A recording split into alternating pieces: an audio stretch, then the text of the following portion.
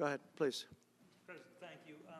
Wanted to touch on the world on fire. Your references to Greenland and the Panama Canal, so forth. Can you assure the world that as you try to get control of these areas, you are not going to use military or economic coercion? No. And can you tell us a little bit about what your plan is? What is the strategy? Yeah, I can't assure you, you're talking about Panama and Greenland. No, I can't assure you on either of those two. But I can say this, we need them for economic security. The Panama Canal was built for our military. I'm not going to commit to that now. It might be that you'll have to do something. Look, the Panama Canal is vital to our country. It's being operated by China. China. And we gave the Panama Canal to Panama. We didn't give it to China. And they've abused it. They've abused that gift. It should have never been made, by the way. Giving the Panama Canal is why Jimmy Carter lost the election, in my opinion, more so maybe than the hostages. The hostages were a big deal.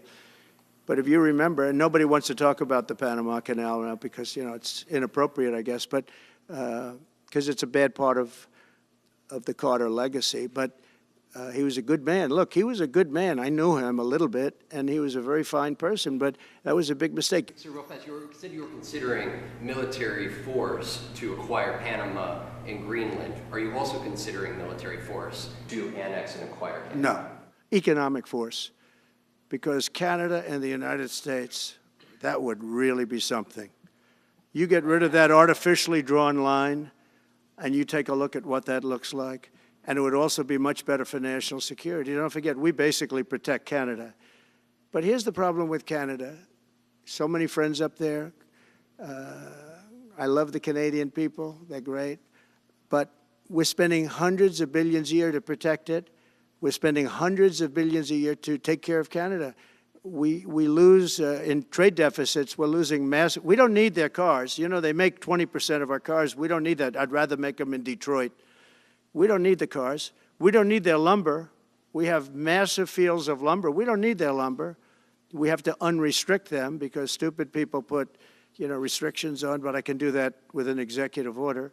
We don't need anything they have. We don't need their dairy products. We have more than they have. We don't need anything. So why are we losing $200 billion a year and more to protect Canada? Mr. President, back on Greenland. Your position is clear, but have you directed your staff to take specific actions to draw plans? And can you elaborate again? You didn't rule out military coercion. Well, we need Greenland for national security purposes. I've been told that for a long time, long before I even ran. I mean, people have been talking about it for a long time. You have approximately 45,000 people there. People really don't even know if Denmark has any legal right to it. But if they do, they should give it up because we need it for national security. That's for the free world. I'm talking about protecting the free world. You look at, you don't even need binoculars. You look outside, you have China ships all over the place. You have Russian ships all over the place. We're not letting that happen. We're not letting it happen.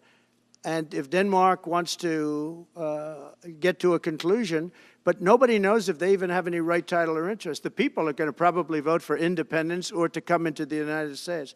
But if they did do that, then I would tariff Denmark at a very high level. Have you asked your staff to draw plans for acquisition? I mean, are you actively No, we're not at that stage, but we have people. I haven't even entered office yet.